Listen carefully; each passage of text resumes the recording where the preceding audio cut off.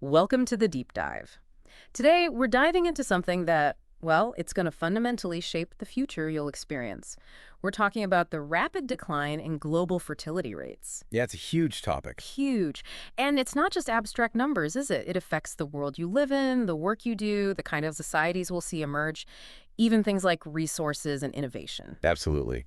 And we've pulled together some pretty compelling material to unpack this. We're Yeah. looking at the latest UN projections, OECD data, insights from various experts too. So this isn't just guesswork. Right. It's based on real, significant global trends. Exactly. And our goal here in this deep dive is really to cut through all that complex data. We want to pull out the essential insights so you can grasp these, well, profound shifts without getting totally buried in statistics. Make sense of what it means for you. Right. And maybe to kick things off with something that might surprise you, get this. The global total fertility rate, that's the average number of kids a woman has, Mm-hmm. is more than halved since the 1960s.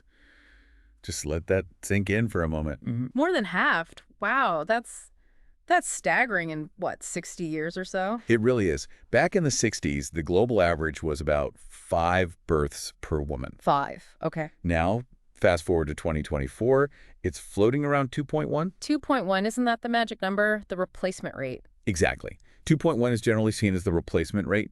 It's the level you need for a population to basically stay stable over time, ignoring migration for a second. Okay. So the fact that the global average is now hovering right at that critical point, well, it tells you this isn't just some minor blip. It signals a really major shift in, how humanity reproduces across the planet. Okay, so let's really unpack this big picture for everyone. This isn't just a slight dip, it's a major accelerating downward trend Right. globally. Precisely. And if you look at many of the world's wealthiest nations, the advanced economies, the decline is actually even sharper. Right. Take the OECD countries. Their average total fertility rate was around 3.3 back in 1960. Okay. By 2022, it had plummeted to just 1.5. 1.5.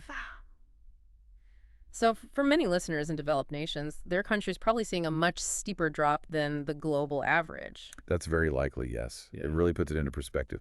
A lot of the most economically advanced countries are seeing significantly fewer babies. So which regions are really feeling this most acutely? Where are rates lowest below that 2.1 replacement level? Well, most of Europe, for sure. East Right. Asia, think Japan, South Korea, they're prime examples. The Americas, too. They're pretty much all below that crucial 2.1 mark now. Okay. Now, you still have regions with higher rates, especially parts of sub-Saharan Africa. Yeah. Some areas that we're still seeing rates above 6, maybe even 7 births per woman as recently as 2023. Right. But, and this is key, even there, fertility is now falling quite rapidly. It really suggests this is a truly global thing, not just, isolated trends here and there. So even where birth rates were historically really high, the trend is now clearly downwards. What do the big projections say? Like the UN, what are they predicting for the long-term global population? Both the UN and another major group, the IHME, that's the Institute for Health Metrics and Evaluation, they both project a significant slowdown in global population growth. The slowdown. Okay. Yeah. Yeah. They think the world's population will likely peak somewhere around the middle of this century, Mhm. maybe a bit later. And then it could actually enter a period of decline. Population decline globally. Potentially, yes. And importantly for the future, you'll see most births in the coming decades. They're expected to happen in those lower income regions that currently have the higher fertility rates. Which has huge implications for, well, everything. Markets, labor, geopolitics. Absolutely. Where future growth happens will shift dramatically. And didn't the UN recently revise their numbers down? I Yeah. think I saw something about that. Yes, that's a really crucial update. You're right. Their 2024 projections actually point to slower growth than they predicted back in 2022. They now think the world population will peak around 2084 at roughly 10.3 billion people. That's quite a bit lower than earlier estimates. It reflects this ongoing and maybe even accelerating fall in fertility rates worldwide. The experts are definitely taking note. So the demographers are seeing the trend continue and adjusting their forecasts down. Okay. What about those regional contrasts right now in 2024? You mentioned sub-Saharan Africa and East Asia. How different are they? Oh, the difference is pretty stark. It really highlights the very different demographic paths different parts of the world are on. Yeah. So sub-Saharan Africa, like we said, averages around 4 to 5 children per woman. That's going to drive substantial population growth there. We could see Africa's population jump from maybe 1.4 billion today to around 2.4 billion by 2050. Wow, almost double in what, 25 years? Roughly, yeah. Yeah. Huge growth. But then you look at East Asia Right. and much of Europe, they average below 1.7 births per woman. Below 1.7. And South Korea is it's an outlier even among the low fertility countries. Their rate plunged to around 0.7 in 2023. 0.7. That's incredibly low. It is. It raises serious questions about their future workforce, their whole society, really. Then you have Latin America, the Middle East. They're kind of in between. They saw big drops from maybe 5 kids per woman down to around 2 over the last few decades. So a real spectrum of experiences globally. Exactly. It means that the world you'll be navigating will have some places booming with young people and others grappling with aging and shrinking populations. Very different challenges. So looking out to mid-century, say 2050, what's the overall global picture shaping up to be? The UN projects that by 2050, almost 3/4 of all countries, think about that, nearly 3 out of 4, Yeah. will have fertility rates below that 2.1 replacement level. 3/4 of countries. Yeah, and the consequence, a rising global median age. The world's population, on average, is getting older, and we'll see a smaller proportion of children relative to working-age people and the elderly. Which puts pressure on Yeah. everything. Healthcare, pensions, education. Yeah, The whole age structure of society shifts. fundamentally, it's a massive reshaping of global demographics. You mentioned this term, the fertility transition. Can you unpack that a bit? What does that really mean for us? Sure, the fertility transition. It's basically this long-term shift we see pretty much everywhere. As societies develop economically, as they modernize, average family sizes tend to shrink. Almost like a universal pattern? It seems to be, yeah. Think back to, say, 1960.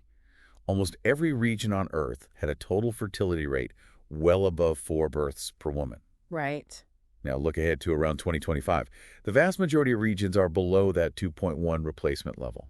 That's not a minor tweak. It's a fundamental change in human reproduction tied to how societies evolve. And that shift happened relatively quickly, historically speaking, just a couple of generations. When did this decline really start picking up steam in different places? What's the timeline look like? It really took off in Europe and East Asia first, Right. mostly in the 1970s and 80s. Okay. Then Latin America, the Middle East followed, with big drops from the 80s through the 2000s. Right. South Asia, North Africa, they've seen the trend accelerate more recently. And sub-Saharan Africa, while still higher, the decrease has really gathered pace since about the year 2000. And India, that's a huge country, population-wise. India is a great example. Their total fertility rate just recently fell to around 2.0, Wow. and it's expected to dip below replacement level by around 2030. It shows how quickly this transition can happen, even in the world's most populous nations. So the bottom line consequence of this global fertility transition for most countries, including probably where many of our listeners live. The main consequence is that unless you have significant immigration coming in to balance things out, Right. the populations of most countries are probably going to stabilize soon, or more likely actually start to decline in the coming decades. A population decline becomes the norm, not the exception. Potentially, yes. And that has huge implications for the size and age of the workforce, demand for goods, economic dynamism, everything you participate in. Okay, let's zoom in a bit now. I know our sources talked about major demographic shifts happening right now in big Western cities. What's going on there? Many listeners probably live in or near these places. Yeah, this is really relevant. These major Western cities are becoming incredibly diverse. Yeah. And this trend of low native fertility is basically turbocharging that transformation. Oh, so. Well, cities naturally attract people, right, from other regions, other countries. These migrants are often younger, and at least when they first arrive, they tend to have somewhat higher birth rates than the established population. Okay. So this influx plays a really big role in shaping the demographic future of these urban centers. Can you give us some concrete examples? London was mentioned, right? Yeah, London's a classic case. Yeah. Since about 2000, international migration has accounted for something like 90 to 95% of London's population growth. 90 to 95%. It's huge. And as a result, London today is already a majority non-white city. Projections suggest that by mid-century, ethnic minority communities, especially folks with South Asian and African heritage, will make up an even bigger share. And religious shifts, too. Definitely. The Muslim population in London is estimated around 15% now, and it's growing. Some forecasts see it hitting 20% or more by 2050. Other non-Christian groups like Hindus and Sikhs, mainly from South Asia, are also growing in size and influence. So if you live in London, the whole cultural, social fabric of your city is changing fast. What about Paris? Similar things happening there. Absolutely. Oh, The Paris metro area also has large communities with roots in North Africa and sub-Saharan Africa. France doesn't track ethnicity or religion in its census, hmm, which makes it a bit harder to pin down exact numbers. right. But estimates suggest people of Muslim heritage, mostly from North Africa, make up maybe 8 to 10% of the national population now. And that share is expected to rise, again, due to immigration and lower birth rates among the native-born. In fact, get this, without any immigration, France's total population is projected to shrink by about 12% by the year 2100.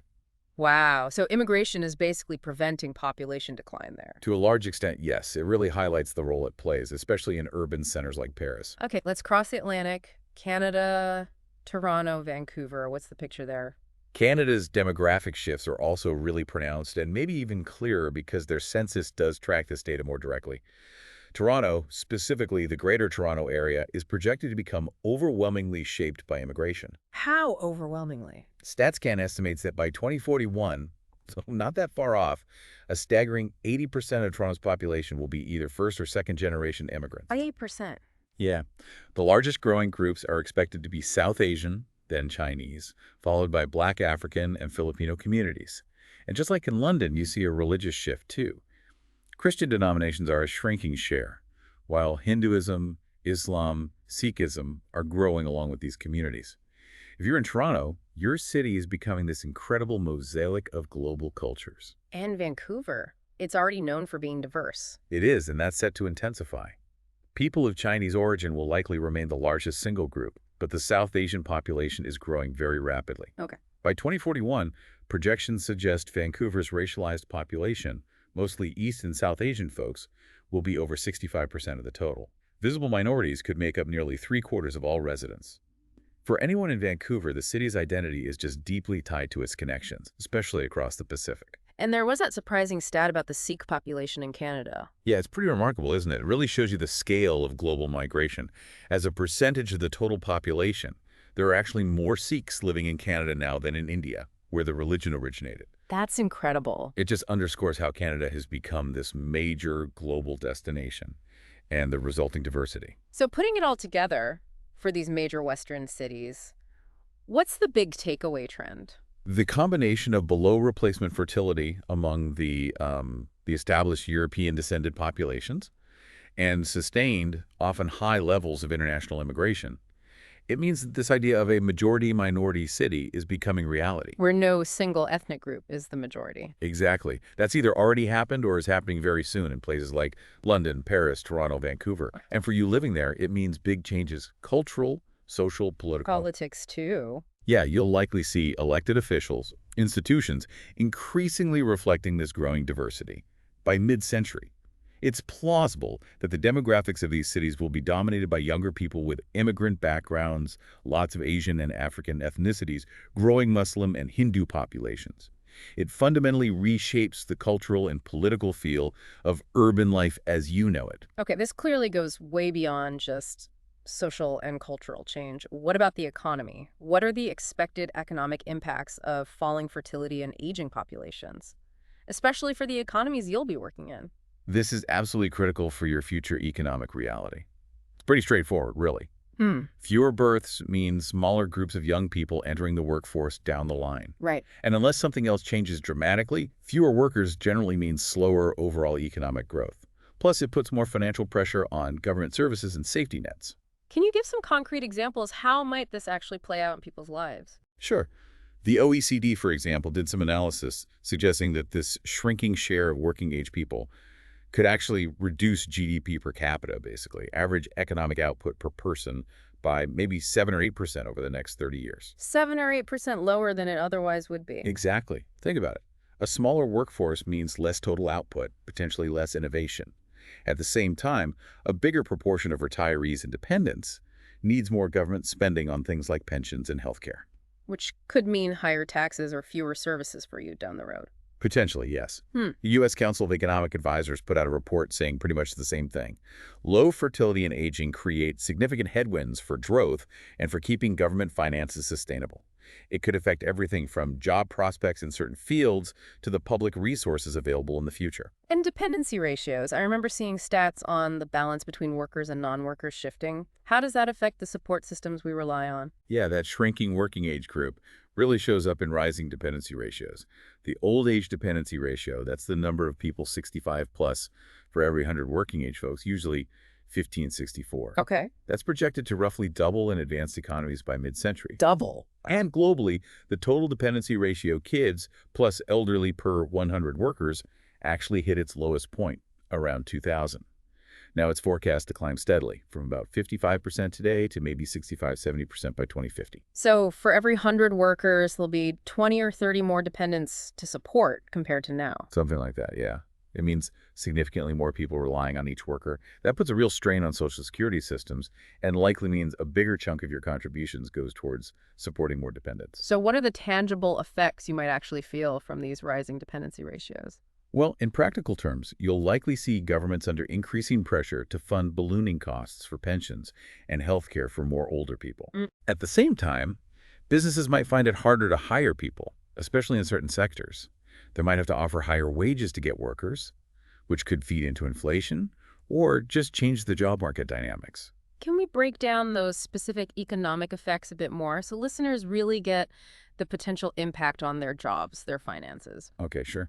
First, expect significant labor shortages in fields that often rely on younger workers. Think construction, tech, healthcare. Right. Countries like Japan, Germany, they're already feeling this. They're seriously looking at things like raising the retirement age or pushing hard on automation just to cope. Okay, labor shortages. What else? Second, slower overall GDP growth seems almost inevitable. Fewer workers, potentially fewer consumers.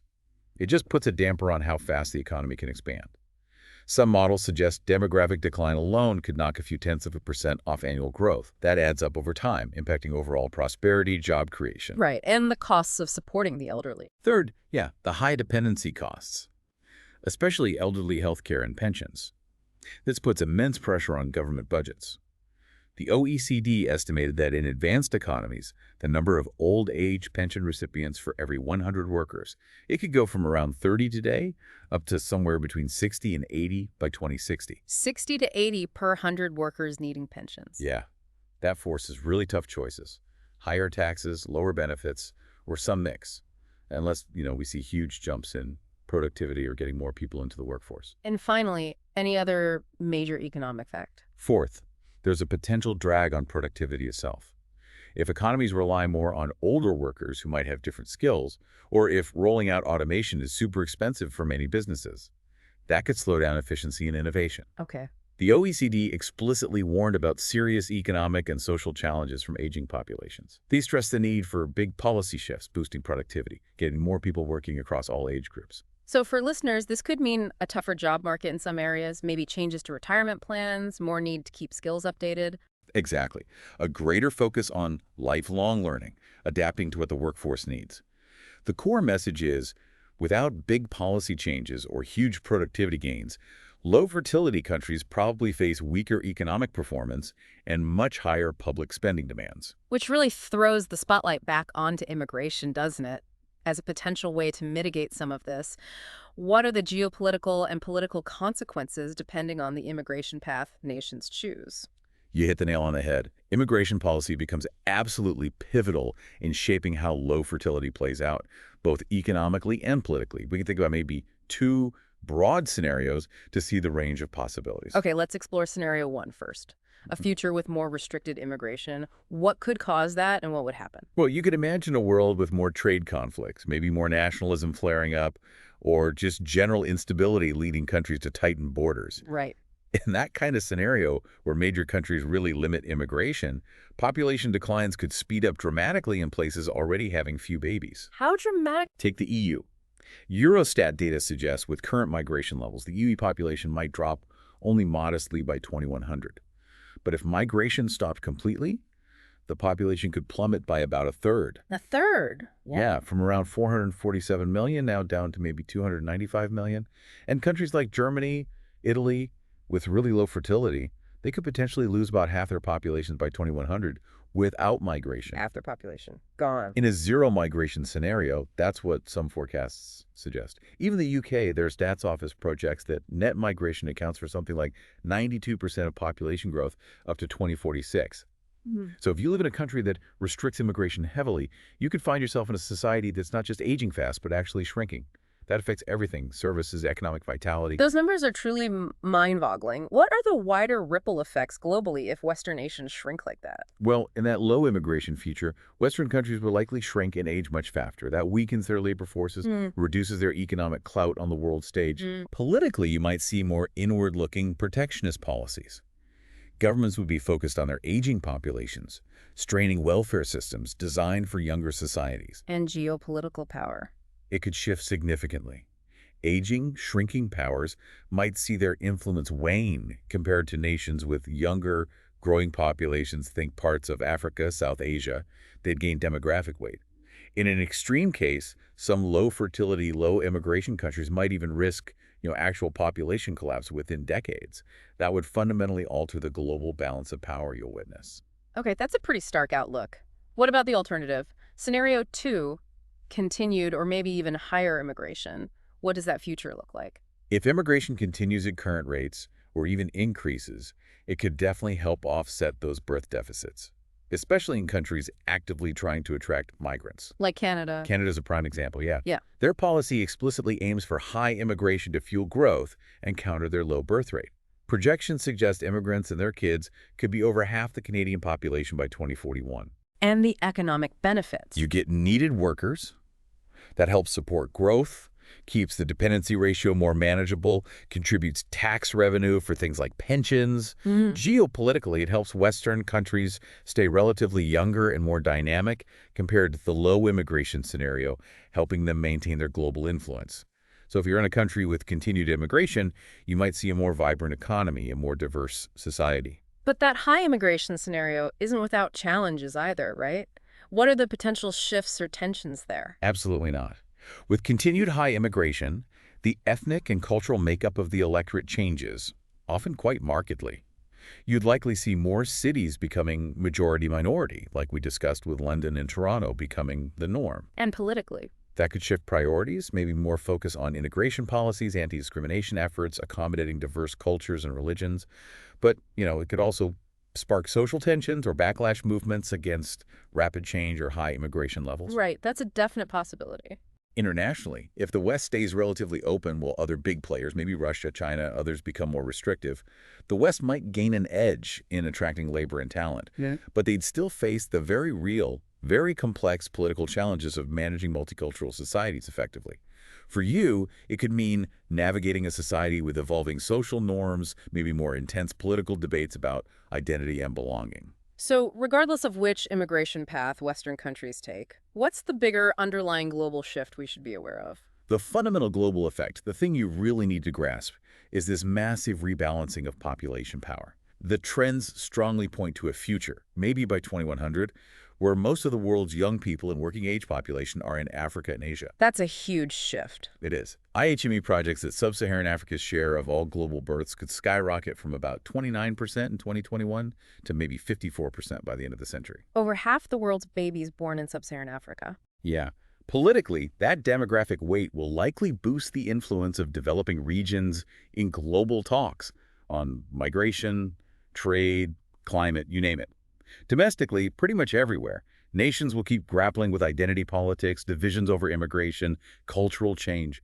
These debates are going to be central to politics worldwide for decades to come, shaping the societies and international relations you encounter. These big demographic shifts are clearly tied up with broader social changes too, aren't they? How does falling fertility connect with things like marriage, divorce, changing gender roles, things that probably affect listeners' own lives and relationships? Absolutely. Fertility doesn't just drop in a vacuum. It's deeply linked to how people form families, how they live. We're seeing marriage rates fall almost everywhere. Falling marriage rates globally. Yeah. Recent research shows most of the world's population lives in countries where marriage rates are declining. People are marrying later, or not at all. Yeah. In many advanced economies, the average age for a first marriage is now well into the 30s. And later marriage often means fewer children, right? Generally, yes. Fewer marriages, later marriages often correlate with lower overall fertility. And divorce, how does that fit in? Divorce rates have also shifted significantly. Globally, the share of adults who've ever been divorced or separated has roughly doubled since the 1970s. Doubled. Yeah. For instance, among 35, 39-year-olds in several countries, the share who'd ever divorced went from maybe 2% in the 70s to around 4% by 2015. More divorce can also contribute to lower fertility. People might have fewer kids overall, or delay having them after a separation. Plus, we see much more acceptance of couples just living together without getting married. These changing family structures reflect different priorities, which influences baby-making decisions. So what's driving these big changes in marriage and family? What are the underlying forces that listeners might see in their own lives or among their friends? A lot of it comes down to changing expectations, Right. especially around gender roles, and the massive increase in women's economic and social empowerment. Research shows many women today are actively choosing to delay or even skip marriage. Why? Often to focus on education, careers, financial independence. Sometimes there's also a feeling that traditional marriage roles don't quite fit their aspirations anymore. The expansion of women's opportunities. Exactly. Over the last 50 years or so, we've seen huge growth in women's access to higher education, their participation in the workforce. This gives women much more, more agency over if, when, and with whom they have kids. But inequality still plays a role too, right? Discouraging families. Definitely. Things like high childcare costs, inflexible workplaces that penalize mothers' careers, lingering inequalities at home. These can all discourage both marriage and having kids. So for you listening, the decisions you and your peers make about relationships, family, they're happening in a world with way more individual choice, but also still facing some very real constraints and evolving norms compared to, say, your grandparents' generation. So historically speaking, how different is this compared to how families used to form? Well, historically, in most pre-modern societies, marriage was pretty much universal. People had large families, partly because infant mortality was high, partly because kids were needed for labor, especially in farming societies. Right. Then, as welfare states grew and women's rights expanded in the 20th century, the idea of the child-centered family became more of a choice, less of an economic must-have or social duty. So today's low birth rates are partly a result of women having more status and control. In part, yes. It's a consequence of women achieving higher social and economic status, having more control over their own lives, including reproduction. Researchers see that where gender equality is weak, where childcare support is poor, fertility tends to be lower because having kids carries a bigger career penalty for women. Conversely, countries that do a better job with work-family balance, with gender equality, tend to have slightly higher fertility rates, though usually still well below replacement. It seems this broader cultural shift towards valuing individual autonomy, personal fulfillment, gender equality, that's a major driver behind the fall in both marriage and fertility we see everywhere. Yeah. It's a very different social world than previous generations knew. Another huge factor must be contraception, the pill, other methods. How has access to birth control shaped these trends we're seeing? Oh, modern contraception has been absolutely fundamental. Yeah. You can't really understand the fertility decline without it. Right. Think about traditional societies, really up until the mid-20th century. Yeah. Most married women had lots of kids, maybe 5 to 8 on average. Why? Largely because effective birth control just wasn't available or wasn't socially okay to use. Global fertility was over 5 in the 1960s, reflecting that. Okay. Then, starting in the 60s, you get the pill, IUDs, later implants, other methods spreading widely. Suddenly, couples had real, reliable control over family size. A revolutionary change. Absolutely. By 2022, estimates suggest about 65% of reproductive age women worldwide were using some form of contraception, modern or traditional. That's up from maybe only 30% back in the 60s. That increase explains a huge chunk of the drop in unintended pregnancies and overall fertility. For you, the fact that safe, effective contraception is widely available, it means family size is mostly a personal choice. That's historically brand new.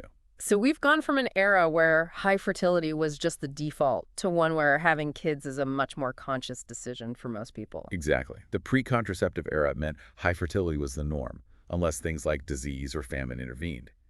Now, in the post-contraceptive era, many couples actively choose smaller families, maybe 1 or 2 kids, based on their own lives and wishes.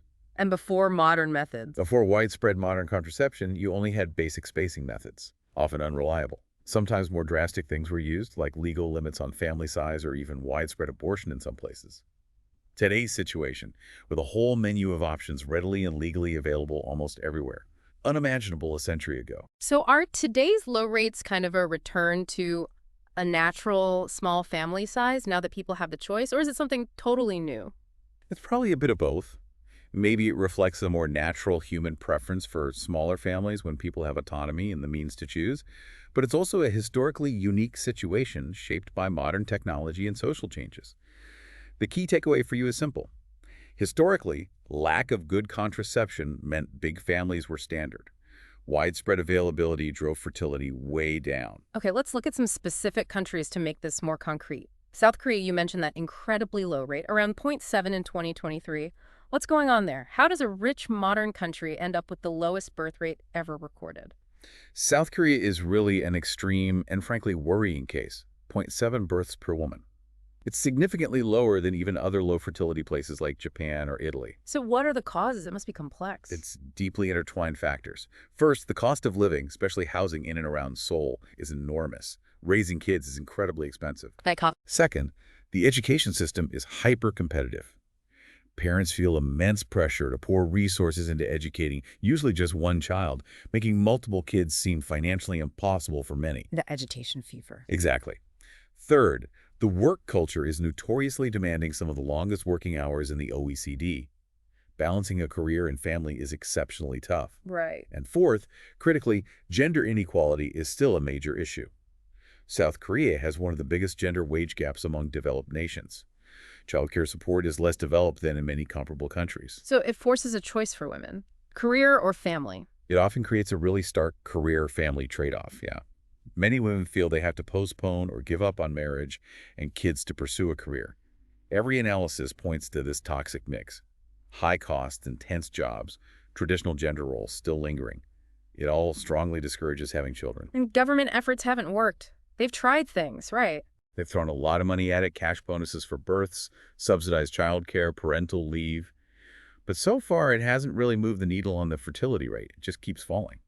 So South Korea is like a warning sign, showing how economic pressure and poor work-life balance can just crash fertility. It's a stark illustration, absolutely. Yeah. It really underscores that if societies want sustainable birth rates, they have to tackle these deep-seated economic and social issues. It's not just about handing out cash. Okay, now let's flip to the other end. High fertility nations like Niger and Nigeria. What's the context there? Why are rates so much higher, and are they changing at all? Right, stark contrast. Countries mainly in West Africa still have very high fertility. Niger currently has the world's highest rate, around 6.1 births per woman in 2023. Though importantly, that is down from over 7 just a few years ago. Still incredibly high, though. Why? Again, interconnected factors. Relatively low levels of education and economic opportunity for women. Tragically high child mortality rates, which can sadly lead families to have more kids, partly as insurance against loss. Strong cultural norms favoring large families for status and labor. And very limited access to and use of modern contraception. Maybe only 12% of married women in Niger use an effective method. And Nigeria. Nigeria's rate is also high, though a bit lower, around 5.2 as of 2022. In both places, rural agrarian lifestyles often make large families seem economically beneficial for farm labor. But are those rates starting to fall too, even slowly? Yes, they are declining, just more slowly than elsewhere. The decline is linked to the gradual spread of schooling, especially for girls, and increasing urbanization, which tends to shift priorities away from needing many hands for farming. Like you noted, Niger's rate dropped by full birth since 2017, so change is happening. But these countries will still contribute a huge share of future births. Absolutely. Given their large young populations, these high fertility countries will account for a growing slice of the world's babies in the coming decades. The demographic future of the Global South is really tied to what happens in places like these, unless development accelerates faster. Understanding that dynamic is key to seeing future global population shifts, migration patterns, economic power balances. Okay, final big question then. Is it actually possible to reverse low fertility? Are there any historical precedents, any policies that have successfully pushed birth rates back up towards that 2.1 replacement level? That is the million-dollar question, isn't it? And historically, the answer is, it's incredibly difficult. Genuine, sustained reversals of low fertility are rare. What about things like post-war baby booms? Those were real, but generally short-lived. Fertility rates usually resume their downward path pretty quickly afterwards. More recently, governments in low-fertility countries have tried pronatalist policies, things designed to encourage more births. Like in France or Scandinavia. Exactly. France, Sweden, Norway are often mentioned. They've used things like family tax credits, cash payments to parents, heavily subsidized childcare. And did it work? Well, it seems to have helped keep their fertility rates somewhat higher than in, say, Southern Europe or East Asia. France is around 1.8, Sweden around 1.7. Mhm. But notice that's still below the 2.1 replacement level. And the general view is the impact of these policies is modest, not transformative. So no magic bullet policy, just throwing money at the problem doesn't fix it. That seems to be the key insight, yeah. The evidence strongly suggests isolated policies rarely work long-term. The IMF looked at Singapore, they tried really generous cash incentives, lots of childcare support, didn't work. Fertility actually kept falling. Wow. The UN Population Fund basically concluded the same. Single policies are unlikely to boost fertility much without broader social change. What factors matter more than cash incentives? Things like women's economic opportunities, housing costs in cities, cultural values around family size, work-life balance, these often seem to outweigh direct payments. So, has any country managed a real sustained turnaround back to replacement level just through policy? Honestly, no, not really. Hmm. The relative success stories like France or Sweden are still below 2.1. And it took decades of consistent comprehensive support plus cultural shifts to even get them there. South Korea, again, really highlights how hard it is, even with big government spending. So, what's the consensus among the experts? What would it take? Most demographers think a serious reversal requires tackling those deep economic and social pressures on young people and families. Things like affordable housing, truly equal parenting roles between men and women, stable jobs, real gender equality across the board. A much bigger societal effort. Exactly. And even then, the best outcome might just be a moderate increase, not a full rebound to 2.1.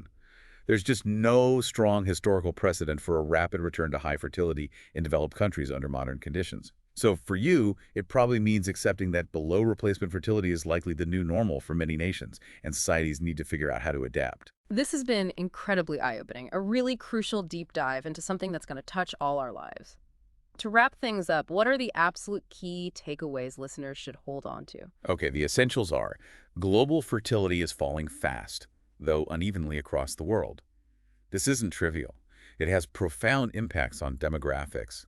Economies think labor force, dependency ratios, societies with urban diversity, changing families, shifting gender roles, and even geopolitics through shifting population power and debates over migration. And crucially, this isn't just some abstract issue for experts. It has direct relevance for everyone listening, for the future you will live through. Absolutely. These trends will shape your personal future. The job market you enter, the communities you live in, the kinds of policies governments grapple with. Understanding this is vital for navigating the world ahead. So as we finish, maybe one last provocative thought for you, the listener, to chew on.